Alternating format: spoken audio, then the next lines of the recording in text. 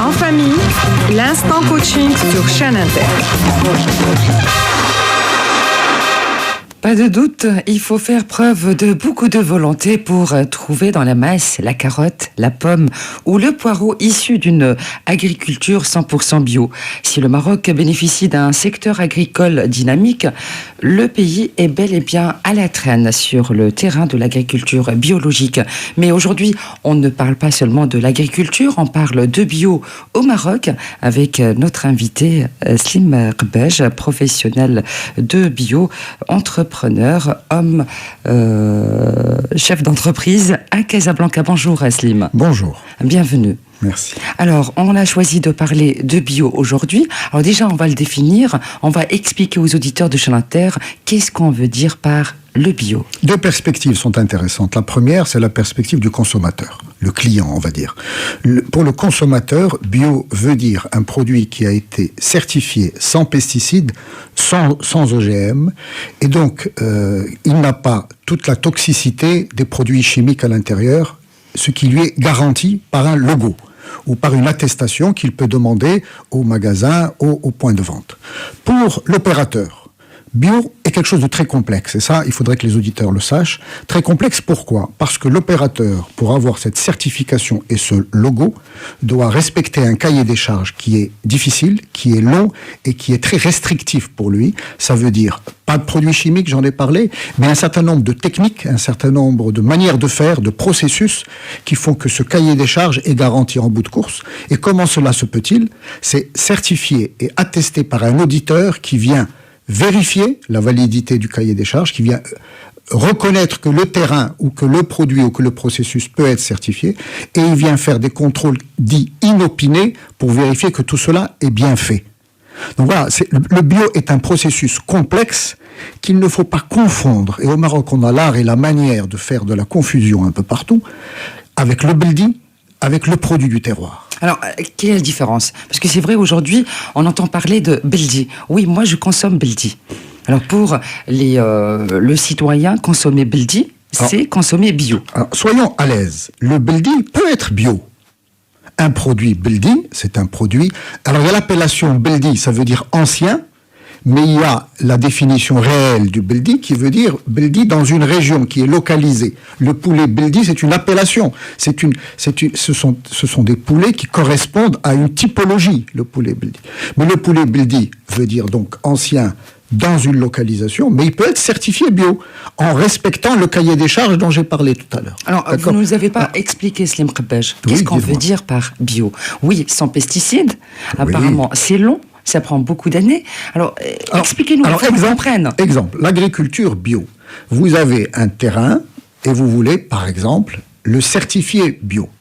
Il faut appeler un organisme indépendant privé qui vient vous dire c'est possible, compte tenu de l'environnement, compte tenu de la nappe phréatique, compte tenu de vos voisins, compte tenu du type de sol, compte tenu de ce que vous voulez faire et de vos objectifs en termes de production, vous pouvez être certifié.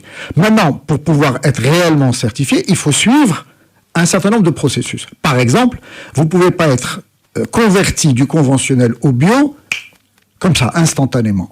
C'est 2 à 3 ans selon les productions. Et pendant ces 2 à 3 ans, comme je dis, il faut respecter des conditions qui sont vérifiées par ce certificateur. Et au bout de cette période de 2 ou 3 ans, et parfois plus pour certains arbres fruitiers, eh bien là, vous pouvez avoir la certification. Maintenant, une fois que vous avez la certification, rien ne nous dit que le producteur peut se mettre à rajouter des produits chimiques et à tricher.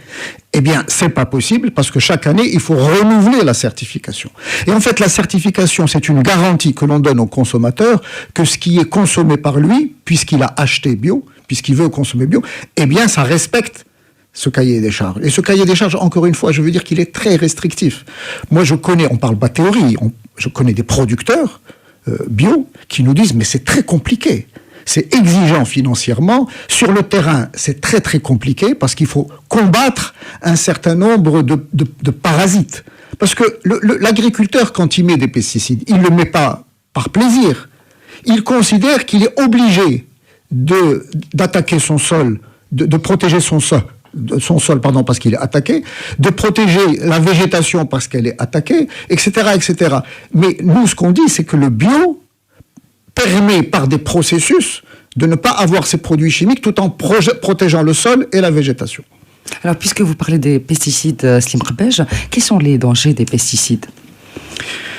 Alors là, vous m'amenez sur un terrain à polémique. Mais il faut en parler. Bien sûr qu'il faut en parler. Il faut savoir que, encore une fois, l'agriculteur qui met des pesticides, il dit, moi je mets des pesticides, mais je respecte l'hygiène, je respecte la sécurité, c'est ce qu'il pense.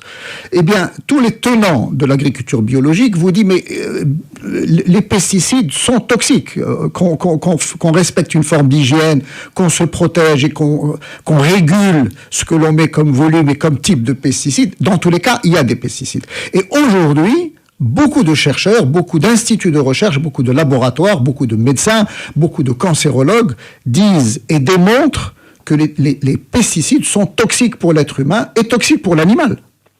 Et je peux vous parler d'un grand nombre de recherches qui démontrent que certains types de cancers, Alzheimer, Parkinson, des maladies auto-immunes sont dues aux pesticides.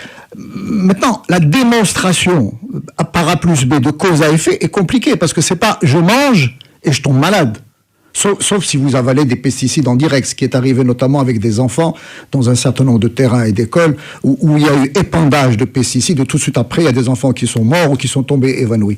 Mais on avale des petites doses et la régulation, la réglementation dit ne dépassez pas telle dose. Mais on sait aujourd'hui qu'on finit par dépasser par un effet cocktail, c'est-à-dire qu'on accumule des pesticides dans le corps, et il y a des produits chimiques qui se mélangent, qui se combinent entre eux, qui créent des réactions, et tout ça fait qu'aujourd'hui, et je réponds réellement à votre question, sans vouloir affoler l'auditeur, de plus en plus de maladies qui sont devenues nombreuses sont dues aux pesticides. Alors, puisqu'on parle de bio aujourd'hui, on a donné une bonne définition, Slim Rebej. Alors, le bio a-t-il plus de goût ? Alors, c'est une bonne question, parce que tout à l'heure, vous m'avez parlé du Beldi. C'est vrai que le Beldi, nous, on considère qu'il a plus de goût, et on va chercher le Beldi. Mais en fait, le Beldi est de moins en moins Beldi, parce que la rentabilité, la recherche du profit, parce que on a perdu parfois les origines du poulet, ou de la viande, ou de la végétation, et puis il y a de plus en plus de transformations qui se font dans le sol. Mais le bio, aujourd'hui, a beaucoup plus de goût. On le connaît et on le reconnaît. D'ailleurs, souvent, moi je vois des consommateurs qui vont dans les magasins bio et qui consomment un yaourt, un fruit, qui mangent un légume et qui dit mais ça a le goût d'avant. Ça a le goût d'avant, quelque part, ça a le goût de avant que cette campagne chimique s'installe sur nos terrains et sur nos sols, n'ait un petit peu gagné du terrain. Aujourd'hui, il est temps que tout ça se perdent au profit de ce qu'on faisait avant. Alors, est-ce qu'on mangeait bio avant ? Alors, encore une fois, le mot bio prête à confusion. Moi, dans mon vocabulaire, le mot bio veut dire certifié bio selon un cahier des charges. Donc, si vous voulez dire naturel, avant, on mangeait sans pesticides et naturel. Oui, mais ça fait 40 ans que c'est rentré. Comme dans d'autres pays du Nord, on a fini par suivre. Et par suivre, encore une fois, je veux quasiment excuser, mais il ne faut pas trop les excuser non plus, parce qu'une fois qu'ils sont conscients, il faut qu'ils arrêtent. Parce que la recherche à la rentabilité, la recherche même d'un meilleur rendement, fait que, voilà, on a besoin de produits chimiques pour améliorer le rendement, pour gagner plus d'argent ou pour équilibrer ses budgets. Mais il faut savoir que ça a des conséquences graves. Le geste qui fait que un producteur conventionnel continue à mettre des produits chimiques en disant on s'en sort, on va trouver une solution, mais je suis obligé d'attaquer la mouche, je sais pas quoi, ou j'ai un ver qui m'attaque ou un champignon, je suis obligé de protéger. On est obligé de rien. On produit de l'alimentation pour des êtres humains. Cette alimentation doit être saine. C'est le métier de producteur. Il faut qu'elle soit saine. Il faut qu'on soit sûr de ce qu'on fait. J'ai rencontré une fois un agriculteur de pommes de terre, dont le fils faisait, lui, de la pomme de terre bio. Lui faisait du conventionnel. Et il me disait, je connais tout ce que vous me dites, je le sais. Mais j'ai pas le choix. Financièrement, j'ai pas le choix. Je dois rembourser, je dois faire. J'ai dit, mais vous, qu'est-ce que vous mangez ? Il me dit, moi, je mange la pomme de terre de mon fils, qui est bio. Alors, j'ai l'impression qu'on a opté pour un régime yo-yo. Bio, pas bio, on veut avoir des produits bio. Est-ce que ça va marcher ? Est-ce que ça coûte cher ? Est-ce qu'on est prêt au Maroc pour une alimentation bio ? Alors le bio, c'est pas un régime. Je comprends le régime yo-yo, on fait des régimes pour perdre du poids, on fait des régimes pour éviter de manger ça. Manger bio, c'est une manière de manger pour éviter les produits chimiques quand on est conscient. D'ailleurs, quand on pose des questions aux consommateurs, quand on fait des statistiques sur pourquoi on consomme, eh ben, la question qui revient, c'est la prise de conscience pour éviter les pesticides à moi, à mes enfants, à ma famille. C'est pas la question de prix qui revient en premier. C'est la sécurité et c'est l'hygiène de vie. Et tant mieux pour ça. C'est pour ça que la plupart des consommateurs sont d'abord des intellectuels qui ont pris conscience. C'est pas les gens riches. Il y a des gens riches qui mangent, voilà, yo-yo, comme vous dites. C'est la prise de conscience, plus jamais ça. Et une fois que vous avez commencé à manger du bio, ben vous allez chercher de plus en plus de bio. Vous allez commencer, en général, les gens consomment par les légumes, commencent par des légumes et par les fruits, puis après ils passent au yaourt, puis après les œufs, les poulets, et puis de plus en plus ils se disent, mais attends, autant manger complètement bio.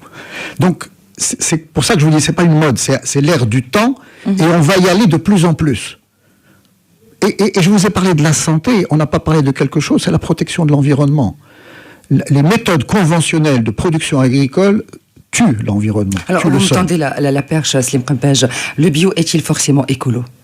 Le bio est écolo. En tout cas, beaucoup plus que le conventionnel. Alors, expliquez-nous. Alors, je vous explique, mais vous savez, vous me mettez toujours sur le pied de la polémique. Il y a des écologistes qui disent il faut faire de l'agroécologie, le bio ne suffit pas. Bien sûr qu'ils ont raison. Plus on est écolo en faisant l'agriculture, et plus on protège la nature. Mais déjà bio, c'est déjà pas mal. Pour passer du conventionnel et faire la conversion au bio, on a déjà fait un grand pas en avant, parce qu'on n'a pas mis de pesticides dans le sol, donc c'est plus écolo. On n'a pas mis de pesticides dans les nappes phréatiques, c'est plus écolo. On n'a pas mis de pesticides et de produits chimiques dans l'air, donc c'est plus écolo. Donc, et en plus, on préserve la biodiversité parce que le non pesticide, tout ce qui est bio fait que on respecte le sol. D'ailleurs, c'est très facile. Vous voulez que je sois terre à terre. Je suis très terre à terre. Vous allez sur un terrain d'un champ de production conventionnelle. Conventionnelle, ça veut dire avec pesticides, avec produits chimiques, etc. Vous allez vous regarder. Faites attention au sol. Il n'y a quasiment pas de vie dans le sol. Il n'y a quasiment pas de vers de terre. Il y a très peu de papillons. Il n'y a pas d'abeilles, ou pratiquement pas, et en tout cas de moins en moins. Vous allez sur un terrain bio, vous voyez la vie dans le sol, dans l'air. Vous la voyez partout. C'est le respect de l'équilibre de la nature qui est important. Et pendant longtemps, on a cru que, allez, le rendement va faire qu'on va s'en sortir. Mais ça fait des années, des dizaines d'années qu'on fait ça. En Europe, ça fait 60 ans. Au Maroc, ça fait 40 ans ou un peu plus. On voit la nature, qu'est-ce qu'elle est en train de devenir. L'écolo, c'est le bio et c'est la vie. Maintenant, entre nous, on se chicane beaucoup. Il y a plus bio que bio, il y a plus écolo qu'écolo. Mais ça, c'est entre nous. Mais par rapport au conventionnel, il n'y a pas photo. Bien. Alors, vous l'avez dit tout à l'heure, puisqu'on a parlé de régime yo-yo, d'ailleurs, je voudrais reprendre ma question. Vous l'avez dit, il y a 40 ans, on mangeait bio, naturellement, n'est-ce pas ? C'était automatique. Aujourd'hui, c'est un retour à la source. On veut opter pour le bio, mais il faut se donner les moyens de ses ambitions. Est-ce que nous avons ces moyens ? Alors, il y a deux questions dans votre question. Il y a la question politique, en termes de société, et il y a la question pour le consommateur. En termes de société, il faut prendre un peu de perspective. Alors, on va y aller tranquillement. Il y a 40 ans, combien de Marocains mangeaient de la viande tous les jours ? Une toute petite minorité, et manger de la viande, c'était un luxe. Mais les industriels, les éleveurs, ceux qui sont des gros investisseurs, se sont dit, mais puisqu'il y a un besoin en viande, eh bien, on va investir sur la viande, on va en faire un peu plus. Et puis, la guerre des prix a fait qu'aujourd'hui, la plupart des Marocains, j'allais dire la totalité, mais la plupart des Marocains mangent de la viande au moins une fois par semaine. Et quand on n'a pas de viande, on se considère comme marginalisé. Mais il y a 40 ans, on ne mangeait pas de viande et on était très bien. Aujourd'hui, nous commençons avec le bio, certifié, qui a un coût, et je vais l'expliquer tout à l'heure si vous le permettez, mais dans 10 ans, dans 20 ans, le bio sera de moins en moins cher. Et faire du bio et manger du bio, ce sera quelque chose de naturel. On reviendra à la source, mais avec des garanties de certification pour être sûr que le processus de production est respecté et qu'en bout de course, la crédibilité du bio y est pour le consommateur. Et ça, c'est très, très important. La deuxième question, c'est pour le pays. Le pays doit se donner notamment le ministère de l'Agriculture, qui parraine la filière bio, doit aider le bio. Le ministère de l'Agriculture et tout le gouvernement, depuis des dizaines d'années, ont aidé le conventionnel. C'est-à-dire qu'ils ont subventionné les terrains, ils ont subventionné les pesticides, ils ont subventionné la mécanisation. Et ils ont très bien fait, ça se faisait à travers le monde. Aujourd'hui, nous partons sur une petite niche qui est le bio, qui va devenir une très grande niche et qui va devenir quelque chose de normal. Ça veut dire que ça va rentrer dans les habitudes. Donc il va y avoir aussi, je l'espère, des subventions qui vont réduire les prix. Aujourd'hui, l'agriculteur bio n'a aucune subvention.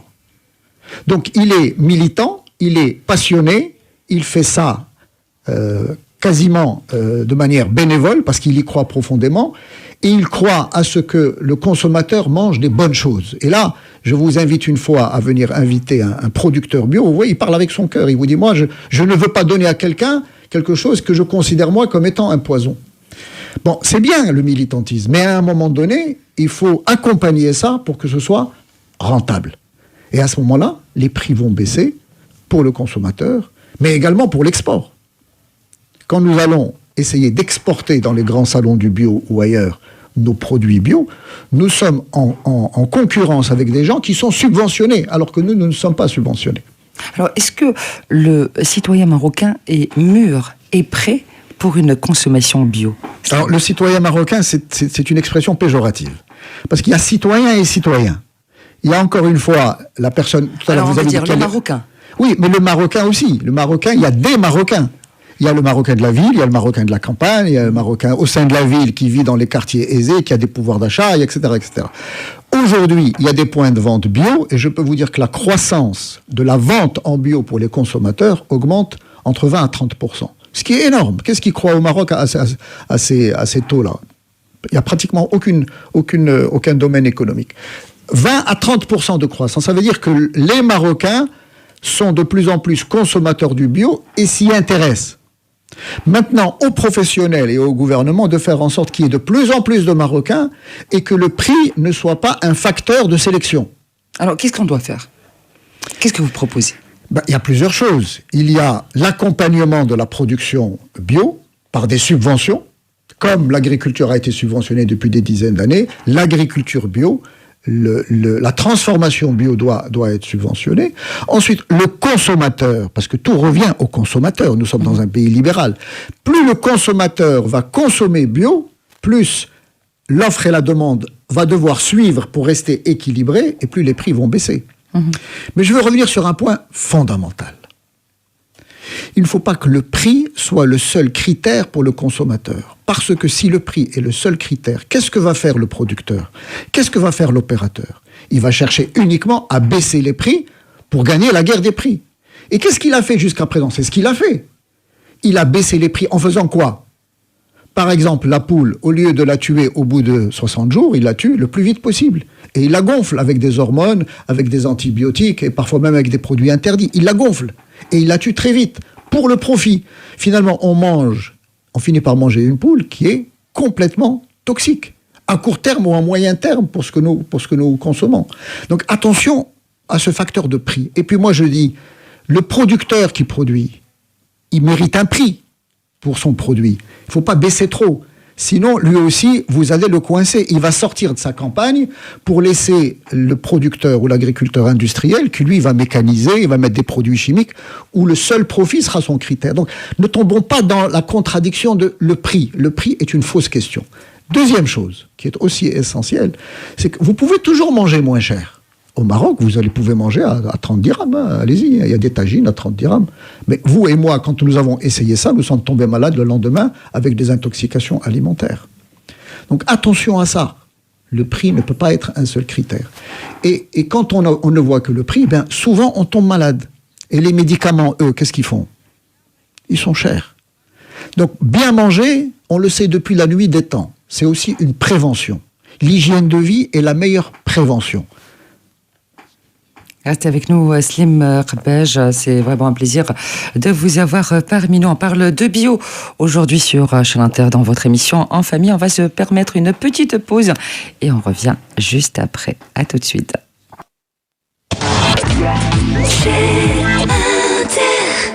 11h40, aujourd'hui on parle de bio avec Slim Qbej. Alors tout à l'heure, vous nous avez expliqué ce que c'est le bio, comment ça marche. Alors le marché national, on dit qu'il n'est pas mûr, on n'est pas encore prêt.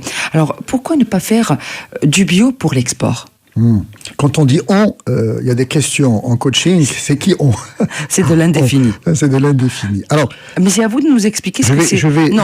Qui sont ces personnes concernées ? Non. Ce que je peux vous dire, c'est que depuis maintenant 5-6 ans, il y a de plus en plus de bio disponibles sur le marché pour, ce que vous avez dit, être le citoyen marocain.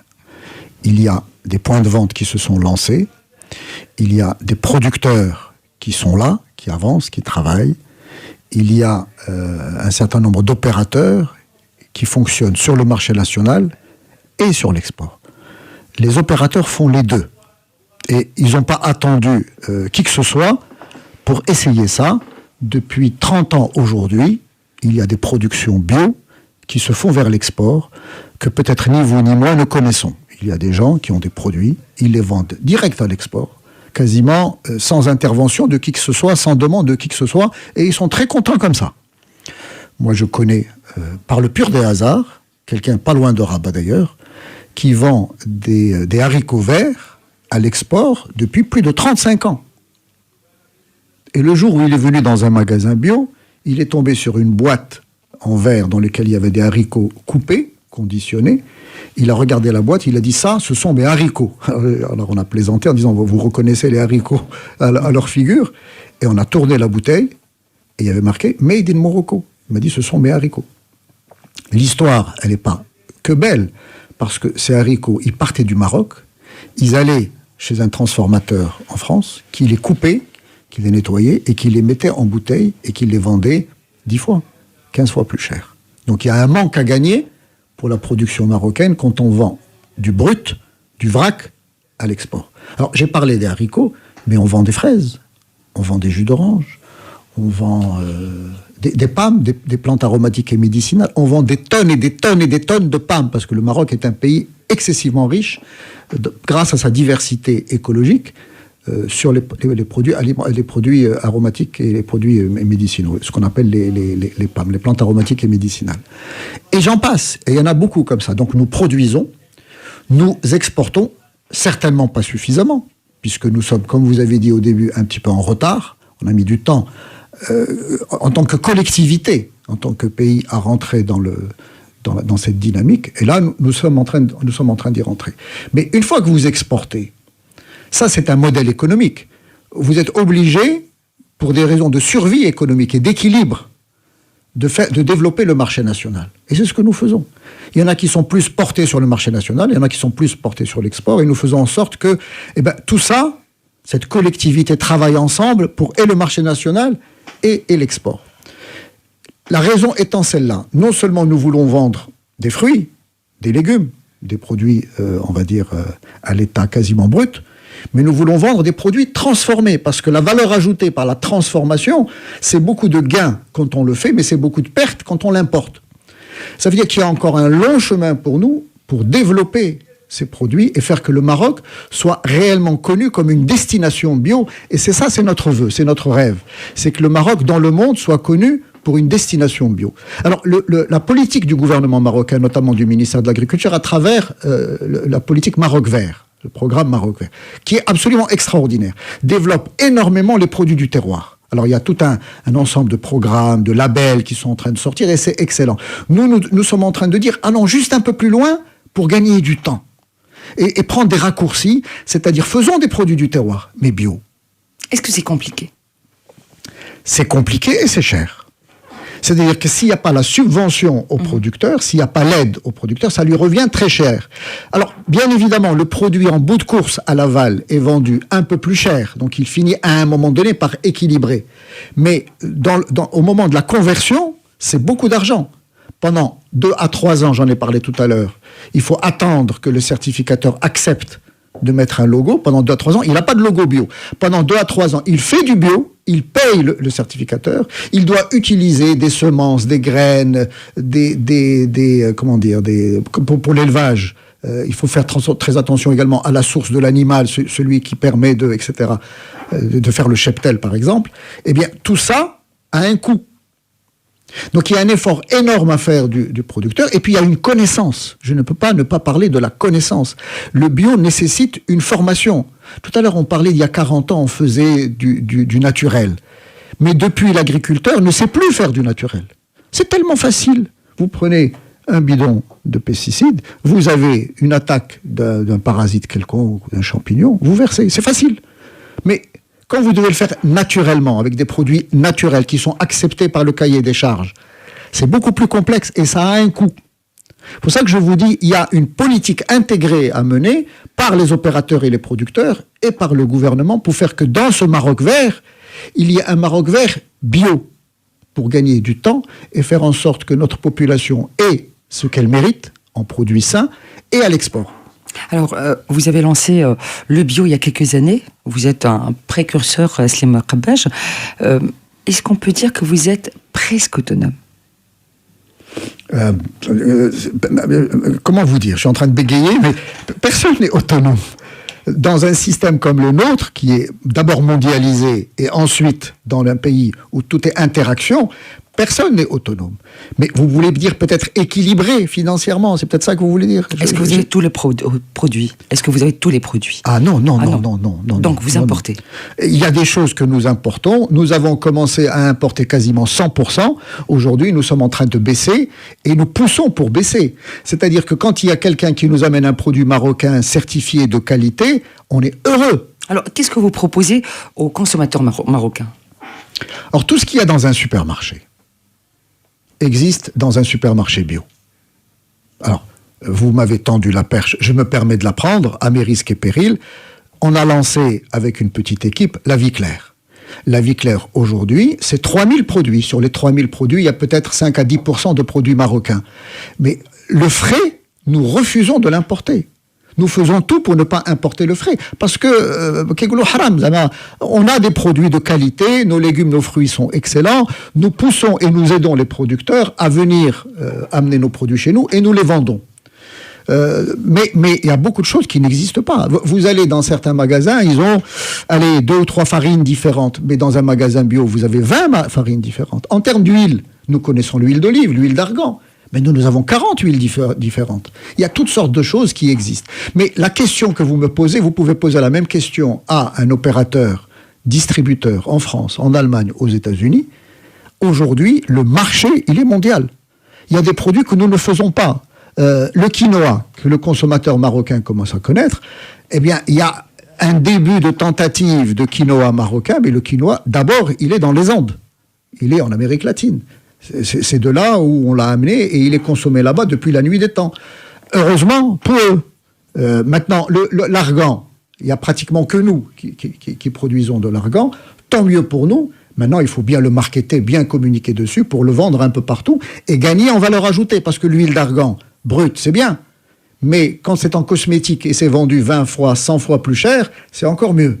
Et ça, c'est bien parce qu'il commence à y avoir des docteurs en biologie, des gens qui sont dans la nutrition, qui commencent à développer, ou dans la cosmétique, qui sont en train de développer des produits à valeur ajoutée, et c'est très bien, et c'est tant mieux.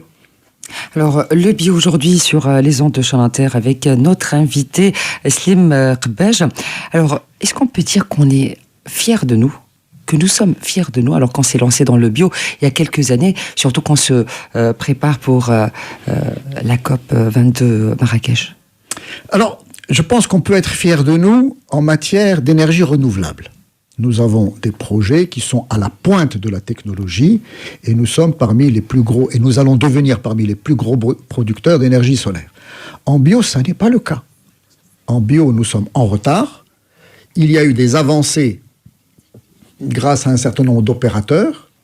La réglementation marocaine est en train de sortir en 2016. Le logo a été adopté l'an dernier, en fin d'année, par le secrétariat général du gouvernement. Il n'est pas encore mis sur les paquets. Il y a un ensemble d'arsenal réglementaires que nous attendons, qui sont chez le secrétariat général du gouvernement, qui vont sortir. La Tunisie, ça fait, je ne sais pas, peut-être 10 ans qu'ils ont fait ça. La Turquie, ça fait des dizaines d'années qu'ils ont fait ça. L'Égypte, ça fait aussi des dizaines d'années qu'ils ont fait ça. Donc, sur la réglementation, on est en retard, mais on n'est pas les plus en retard en Afrique et au Moyen-Orient. Donc, nous pouvons encore aller très, très vite. En termes de production, le Maroc produit moins de 20 000 hectares de produits bio. En termes d'agriculture, moins de 20 000 hectares. Mais c'est une goutte d'eau dans un océan. Je ne sais pas, moi, la Turquie, ils en sont à 400 000, 500 000. La Tunisie, je crois qu'ils sont à 300 000. Mais nous avons des opportunités, puisque rien que les forêts d'Arganier, je crois de mémoire que c'est à peu près 400 000 hectares. C'est très facile à certifier, parce qu'il n'y a pas de pesticides. Donc, si on se met à certifier ça, ça peut aller très très vite. Les cactus, beaucoup de cactus dans le sud du Maroc n'ont pas de pesticides. Donc là aussi, on pourrait certifier. Mais ça nécessite une volonté politique des opérateurs et du gouvernement. Donc on peut aller très très vite en termes de surface. Donc il n'y a pas de quoi être fier en termes de surface. En termes de distribution, nous distribuons combien par rapport au conventionnel ? Moins de 1%. Tout à l'heure, je vous parlais de la vie claire. Il y a également une société qui distribue à travers le Maroc, qui a aujourd'hui 600 points de vente, qui a lancé une idée de faire des franchises et qui va rentrer dans le développement de franchises à travers le pays. Je crois qu'ils ont annoncé, vous avez vu le communiqué de presse, une vingtaine de franchisés sur les 2 ans à venir. Mais c'est pas grand-chose. C'est pas grand-chose. Mais en faisant ça, il est probable que nous prenions la tête de la consommation et de la distribution en Afrique et au Moyen-Orient. Mais nous sommes très loin de l'Europe. Donc, le potentiel est là. Encore faut-il passer à l'exécution sur le terrain. En termes de production, et en termes de consommation, et en termes de réglementation. Et est-ce que vous pouvez promettre aux consommateurs marocains une baisse de prix ? Et si c'est oui, dans combien d'années ? Alors, la deuxième question, je vais l'éviter, comme si j'allais faire du patinage, parce que je n'en ai aucune idée.